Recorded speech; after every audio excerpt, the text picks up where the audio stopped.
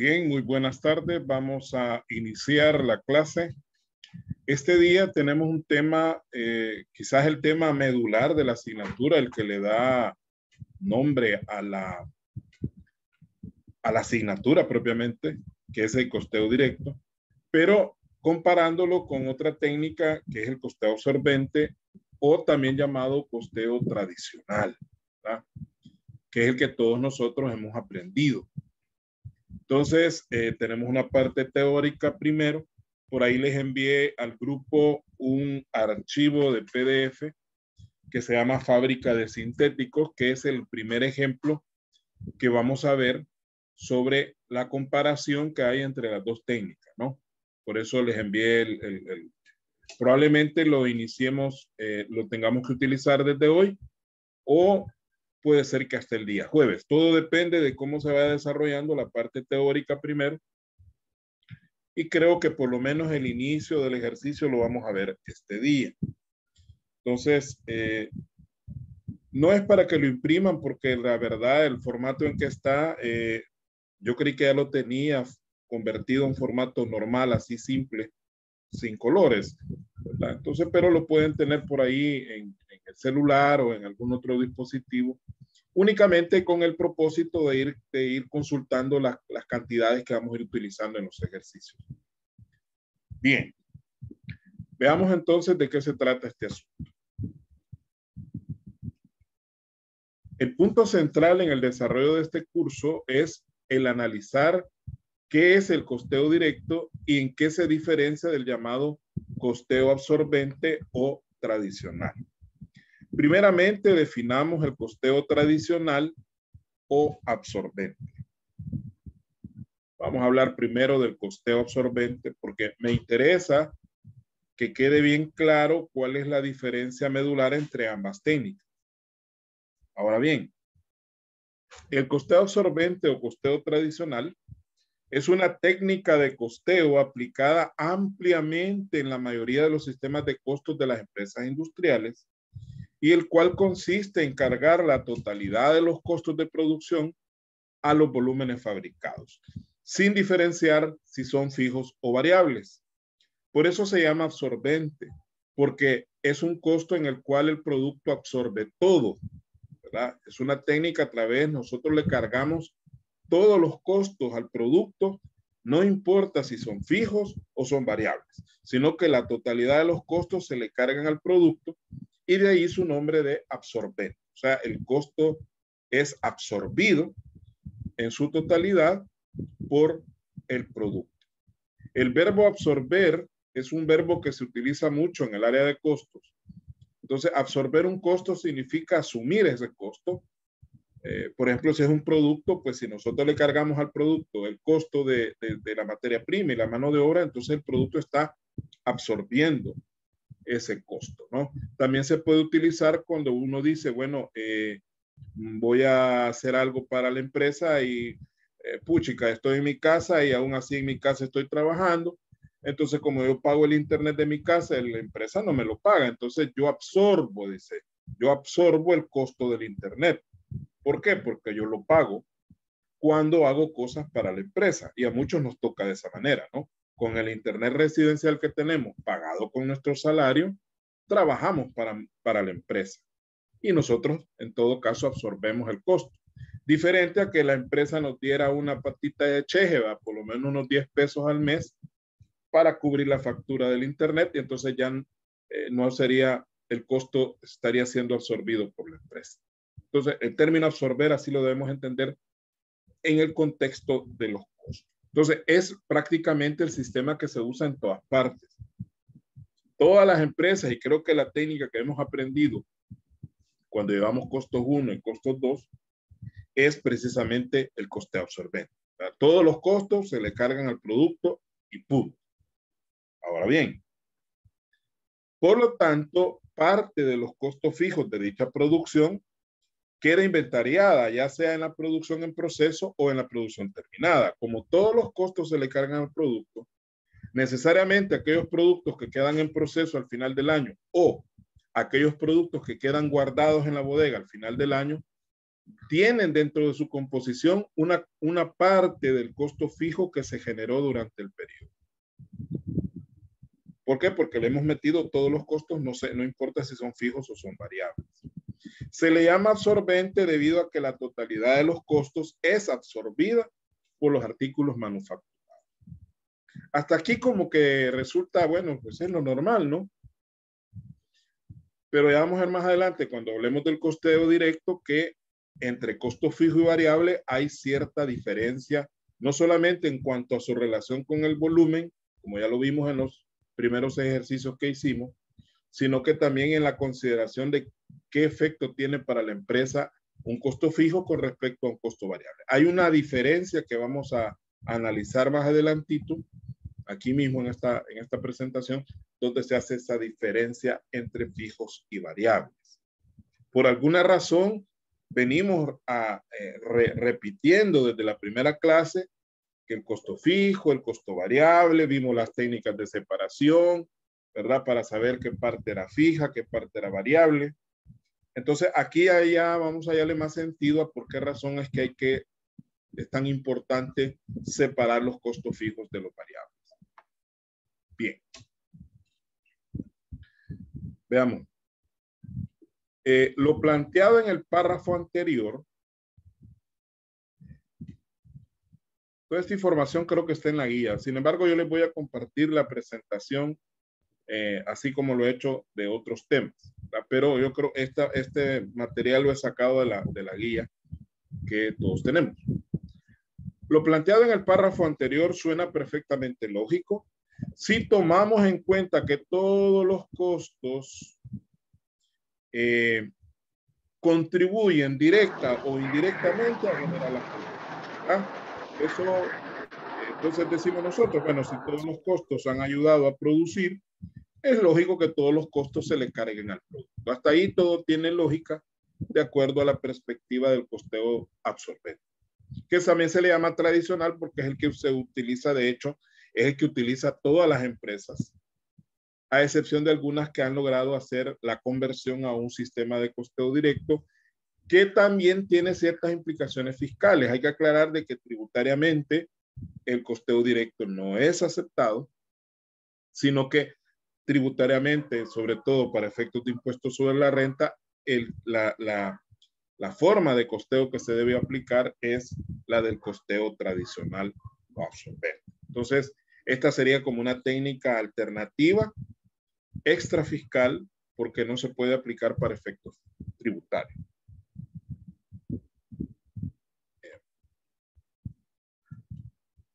Sin embargo, el costeo directo se fundamenta en una premisa totalmente diferente. Es decir, el enfoque que el costeo directo hace de los costos fijos y variables es totalmente distinto al que determina el costeo tradicional o absorbente.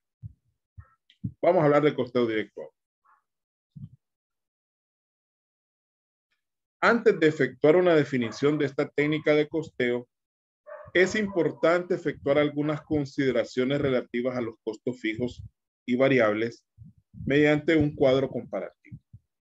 O sea, antes de ponernos a definir en qué consiste el costeo directo, debemos hacer unas consideraciones de enfoque que se hace de cuanto a costos fijos y variables desde el punto de vista del costeo directo.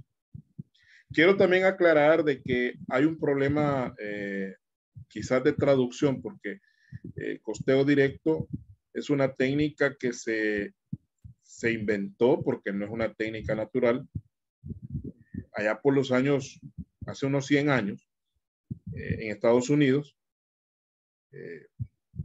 surgió un artículo en una revista especializada que se llamaba ¿Cuánto ganamos el mes pasado? Así se llamaba el artículo.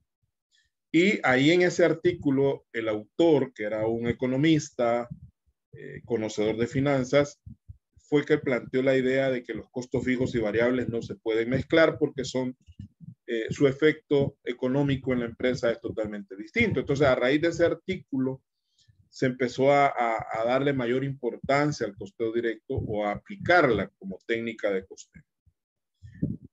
Pero el error es que se le llama costeo directo, en realidad debería llamarse costeo variable, porque son los costos variables los que se le aplican al producto y los costos fijos se dejan por fuera. Ya vamos a ver cómo. Pero como la mayoría de costos variables también son directos, ¿verdad? Si usted analiza, casi todos los costos variables tienden a ser directos, o sea, tienen relación con un determinado producto. Entonces ahí es la confusión, ¿no? Se le llama costeo directo, aunque lo más apropiado sería llamarle costeo variable. Pero si usted va a una empresa y dice que va a hablar de costeo variable, probablemente no le hagan caso, porque se llama costeo directo, ¿no? Así le quedó el nombre y así se le conoce mundialmente. Bueno, primera comparación, costos variables con respecto a costos fijos.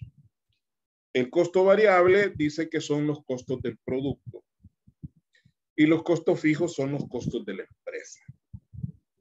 ¿Cómo así? Si usted se fija, la mayoría de costos variables sirven para producir o para vender el producto.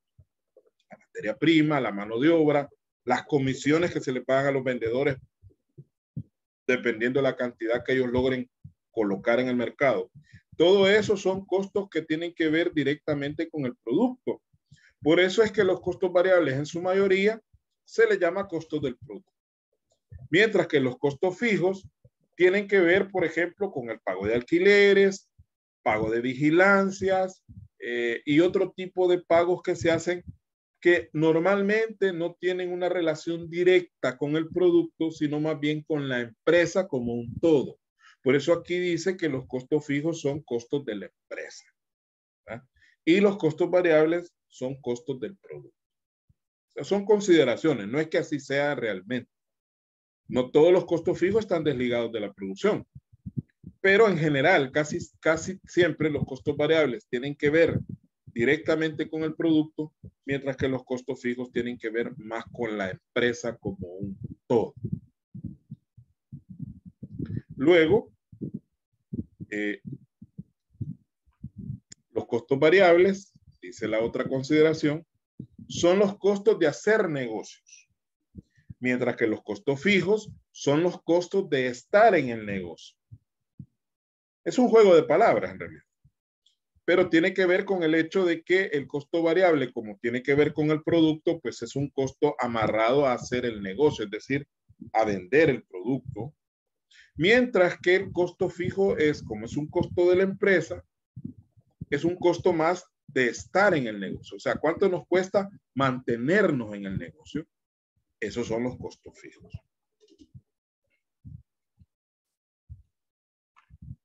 Luego, los costos variables, esto ya lo habíamos dicho, en su mayoría están directamente relacionados con la producción o con la venta. En su mayoría, por no decir que todo.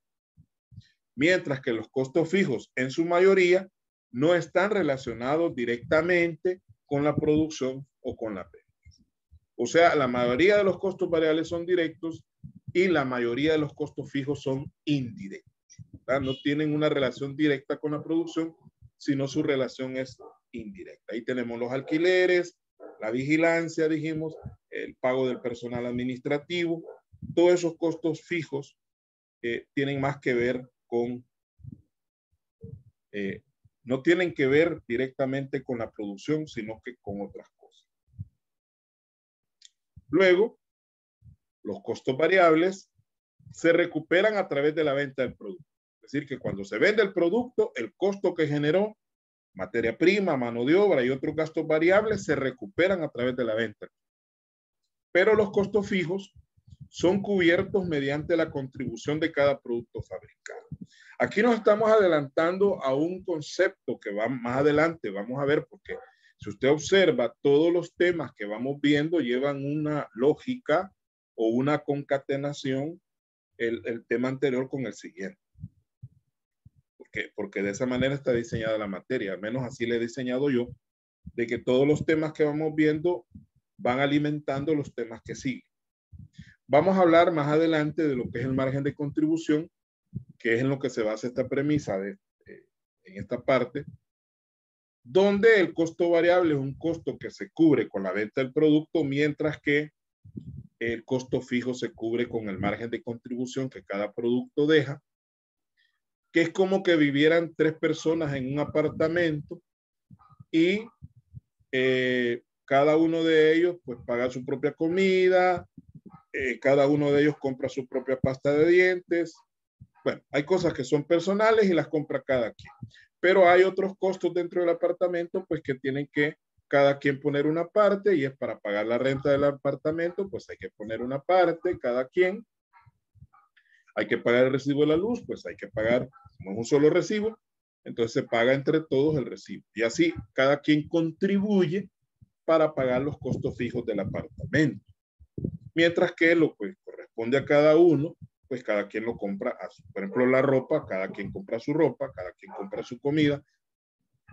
Depende cuál sea en todo caso el convenio que han hecho de cohabitación, ¿no? Porque cuando uno se va a vivir, bueno, yo nunca he vivido con personas extrañas en una misma casa, pero sé que muchos, sobre todo estudiantes universitarios que vienen de lugares lejanos, se vienen a vivir acá, los famosos pupilajes, por ejemplo, o se ponen de acuerdo con otras personas que estudian también y alquilan un apartamento para de esa manera les sale un poquito más económico compartiendo los gastos. Pues más o menos así es la idea del margen de contribución. O cada producto cubre su costo variable y lo que le sobra sirve para cubrir costos fijos. Y a eso se le llama margen de contribución. Más adelante vamos a hablar de eso. Otra consideración es que los costos variables son costos controlables, porque si no hay producción, no hay costo. Entonces, el costo variable tiene esa ventaja de que al no haber producción, dentro de cierto límite, hay que aclararlo porque no siempre es así. Por ejemplo, la mano de obra, la materia prima probablemente, pero si no hay producción, ahí la materia prima está guardada, no se toca. Pero la mano de obra es diferente porque como hay ciertos límites establecidos por las leyes laborales, bajo ciertas circunstancias, aunque el trabajador no haga nada, pero hay que pagarle, ¿no? Entonces ahí hay como que la mano de obra no todo el tiempo es variable, a veces es semivariable porque tiene una parte fija y una parte variable. Depende del ¿cómo se llama? El sistema de remuneración que se aplique, ¿no? En nuestro país se aplican 6 sistemas de remuneración de acuerdo al Código de Trabajo, que son por unidad de tiempo, que es lo más común. La mayoría de nosotros trabajamos por unidad de tiempo. Nos pagan un salario mensual o un salario quincenal o diario, o nos pagan por hora. En el caso de la universidad, a mí me paga por hora. Por unidad de obra, que es cuando se paga en función de cuánto se produce. En la fábrica se da el sistema de unidad de obra, que si usted produce, le pagan, y si no produce, pues no tiene derecho a pago. Ahí sí sería totalmente variable la mano de obra. Pero hay otro sistema que se llama mix, que es una combinación de unidad de obra y unidad de tiempo, donde usted, si bien es cierto, le pagan por obra, pero tiene la obligación de cubrir jornada. Es decir, usted no es que va a llegar a las 10 y se va a ir a las 11 porque ya terminó la obra que iba a hacer en el día. Tiene que entrar a una hora y salir a otra, pero se le paga no por tiempo, sino que se le paga por producción. Entonces, a eso se le llama sistema mixto. En los sistemas mixtos, cuando no hay materia prima, fíjese bien, cuando no hay materia prima, usted llegó y no hay materia prima y pasó todo el día ahí, usted cumple con su horario, el empresario le tiene que pagar el mínimo, aunque no haya hecho nada, ¿verdad? Y si hay producción, pues le van a pagar de acuerdo a lo que fue. Entonces, por eso es que la mano de obra no es totalmente variable, tiene una parte fija bajo, depende del sistema que apliquemos, ¿no? Ya dijimos unidad de tiempo, unidad de obra, mixto, por tarea, que el sistema por tarea se aplica más que todo en el campo. A usted le dicen, vaya, chapódeme esta parcela, entonces le dan un terreno, le voy a pagar $10 por chapodarme la parcela. Si usted es buen chapodeador, probablemente usted llega a las 6 de la mañana y a las 8 de la mañana ya terminó. Y ya se ganó sus 10 pesos.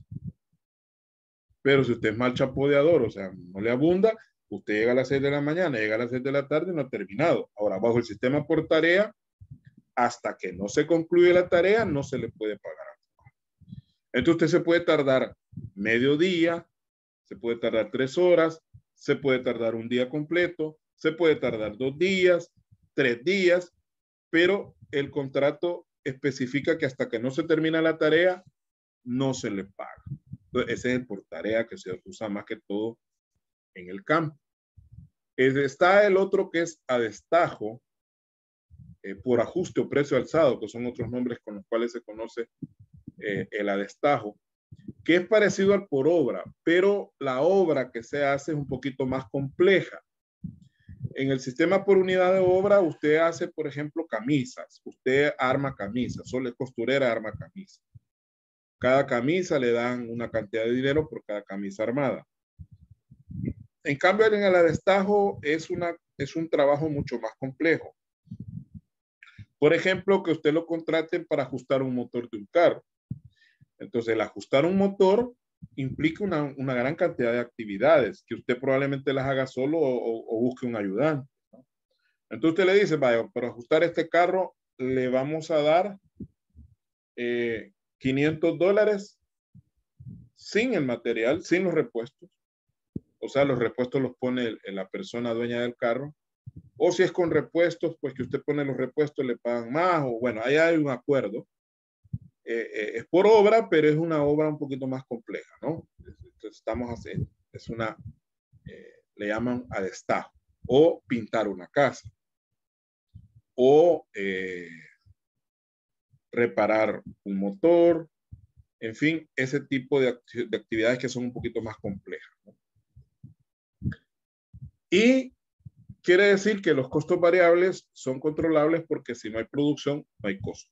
Ah, pero se me quedaba el último sistema, que es por comisión, que ese se aplica más que todo en el área de ventas, que a la persona le pagan un salario base más una comisión, que es un porcentaje dependiendo cuánto vende y qué es lo que vende y de qué manera lo vende, porque las comisiones pueden ser variables dependiendo de cómo venda, ¿no? O sea, hay tablas. Luego le dicen, vaya, usted va, le vamos a pagar el mínimo más una comisión del 10% si la venta es al contado o al 5% si es al crédito. O le dicen, mire, le vamos a pagar por todas las ventas al crédito un porcentaje sobre lo que se vaya recuperando, ¿no? Porque a veces se hace la venta al crédito y al final el cliente no termina de pagar. Entonces depende, hay ciertas modalidades, pero eso es por comisión. Entonces son 6 sistemas que son por unidad de tiempo, por unidad de obra, sistema mixto, por tarea, a destajo y por comisión. Entonces, en cambio, los costos fijos no son controlables. Que no nos engañen los costos fijos de que toda la vida es lo mismo que se gasta. No tiene que ver con el hecho de que se sepa cuánto se va a pagar.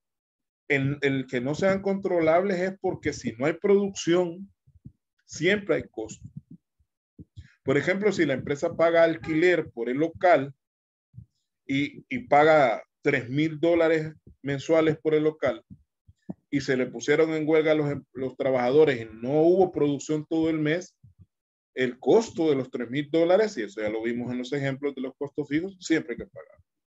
Entonces, ahí es donde está lo no controlable, en el sentido de que no nos podemos quitar el pencazo, pues. En cambio, con los costos variables, sí, al no haber producción dentro de ciertos límites, yo me ahorro ese costo. Podemos observar que los costos variables están íntimamente ligados al hecho productivo, es decir, están íntimamente ligados a la producción,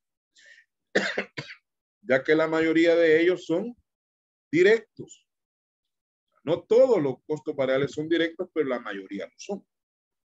Y por lo tanto, su existencia depende de que haya producción. Si no hay producción, no hay costo variable.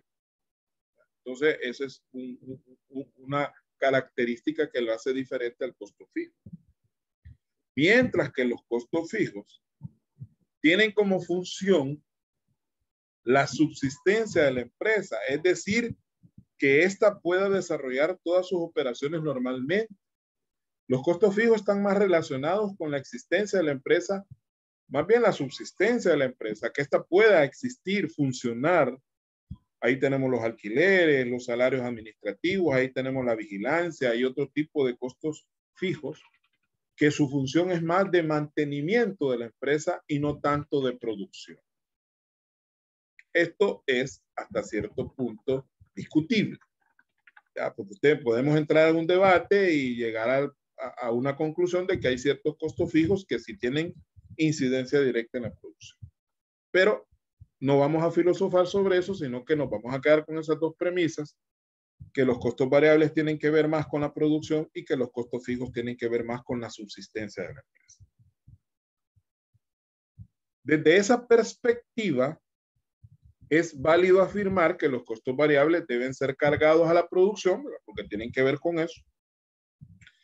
Y en consecuencia a los inventarios, también a la producción y a los inventarios, y que los costos fijos, por el contrario, deben ser absorbidos como costos del periodo, o sea, sin ser inventariados. Ese es el gran pleito del costeo absorbente y el costeo directo.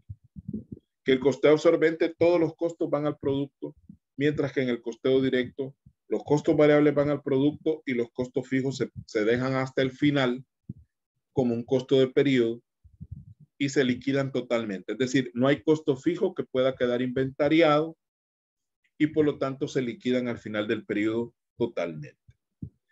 ¿Qué efecto tiene esto? Bueno, lo vamos a ver con números, pero el efecto más evidente es que bajo la técnica del costeo absorbente, la utilidad, si es que existe, es menor, mejor dicho, es mayor que cuando se aplica costeo directo. Es decir, que el costeo directo generalmente nos va a generar una utilidad menor que la que genera el costeo absorbente.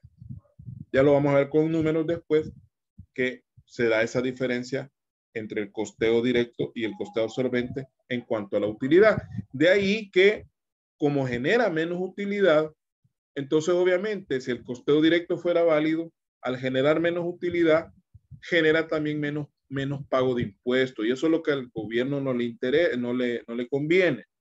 Por eso es que el costeo directo no se aplica, es proscrito. Proscrito quiere decir prohibido, por razones de interés fiscal. Todas las medidas que establecen las leyes tributarias, no todas las medidas que dicen ahí están basadas en criterios técnicos, hay que aclarar eso. Todo lo que dicen las leyes tributarias, el criterio que se aplica es el del interés fiscal. Es decir, que una medida es correcta siempre y cuando no afecte el interés del Estado en cuanto al cobro de impuestos. De ahí cualquier cosa es permitida siempre y cuando se garantice el interés fiscal. Ese es el problema de las leyes tributarias, que aunque la norma internacional para informes financieros diga que algo hay que hacerlo de una manera, pero si esa técnica aplicable va a afectar la recaudación de impuestos del gobierno, entonces no es válido. Entonces se aplica otra que sí genere beneficio para el Estado. Pero como las leyes hay que cumplirlas, aunque no nos guste, y eso lo dice el artículo 8 de la Constitución, que dice que nadie está obligado a hacer lo que la ley nos manda ni a privarse de lo que ella nos prohíbe. Entonces, ese es el principio de legalidad, se lo decía a mis alumnos del día sábado, que nunca perdieran de vista el artículo 8 de la Constitución de la República, que dice que nadie está obligado a hacer lo que la ley nos manda, ni a privarse de lo que ella no prohíbe, por más malo o bueno que sea lo que usted va a hacer o dejar de hacer. Porque las leyes, no, si bien es cierto, tienen una base en la moral, pero no es moral. Por ejemplo, ahí decía una señora que, bueno, los veteranos, que toda la semana usted vaya a oír sobre los veteranos de guerra, que ya la guerra pasó hace un montón de tiempo y que porque hay que estar, bueno, hay gente que dice, deberían de investigar, dice, a esos veteranos que reciben la pensión, que reciben una pensioncita por haber matado a sus propios hermanos. Es lo contradictorio, allí no hay moral, pero se les paga. Y yo no estoy en contra de los veteranos, o sea, muchos de ellos fueron a la guerra engañados, porque ni siquiera sabían a qué andaban, porque eran unos niños prácticamente. Pero lo que quiero llegar es que una señora ponía un comentario bien feo y decía, deberían de averiguar porque algunos de estos veteranos, la pensión que le dan, la ocupan para irse a beber a las cantinas. Entonces, no les den porque no hacen buen uso de la pensión. Momento, la ley no dice que la pensión del veterano se le va a dar por ser buena persona o para ir a comprar frijoles. Es que no tiene nada que ver eso. O sea, la ley dice dele pensión, punto. Que si en eso se la va a ir a gastar en la cantina más cercana, ese es problema de él. A eso quiero llegar. O sea, la ley es la ley y hay que respetarla. Y el primero que debe respetar la ley es el Estado. Y lamentablemente en este país, y no ahora, desde hace mucho tiempo, el Estado es el principal violador de la ley. Entonces, es una verdadera lástima lo que está pasando. Yo no digo que los buceros, por ejemplo, están cometiendo abusos, yo sé que sí, pero no son los procesos que la ley establece, meter preso al empresario y quitarle las unidades y de ajuste, usar las unidades como si fueran del Estado. No son del Estado. El Estado es propietario de las líneas, que eso es el permiso, pero no es propietario de los buses es propiedad privada y hay que respetarla. La gente dice, no, que les quiten los buses, que son malos y sí, maltratan a la gente, pero la ley no dice eso. Ahora, es un mal precedente. De aquí, día de mañana, llega la Defensoría del Consumidor al Walmart, por ejemplo, y están vendiendo por encima de los precios autorizados, entonces el gobierno va a confiscar la mercadería de Walmart y les va a empezar a regalarle a la gente la mercadería de Walmart. ¿Sería correcto eso? No, porque es propiedad privada. Pero bueno, ya no me meto en política. Veamos. El sistema de costeo directo se fundamenta en la separación sistemática de los costos fijos y variables, que ya lo vimos, ¿verdad? Cómo se separan, y de su aplicación escalonada en el estado de resultados. Es decir, que los costos variables se aplican primero y los costos fijos se aplican después. Y para eso, a diferencia del costeo absorbente, según el cual todos los costos deben ser cargados a la producción y luego liquidados a través del costo de venta. Es decir, el costeo absorbente no hace una aplicación escalonada de los costos fijos y variables, sino que los aplica de un solo mamellazo. Ahora bien, veamos los esquemas. El esquema del costeo absorbente. ¿Cómo se da el proceso de costeo absorbente? Y tenemos aquí este pequeño esquema. Los costos fijos y variables se le cargan a la producción y a los inventarios, ¿verdad? Porque ahí están involucrados los inventarios junto con la producción. Luego, este costo que se le ha cargado totalmente a la producción, traemos aquí en el estado de resultados las ventas. Y a esta le voy a restar el costo de ventas. ¿Verdad? Y el inventario final está evaluado en costos fijos y variables juntos, ¿no? Ahí va todo mezclado.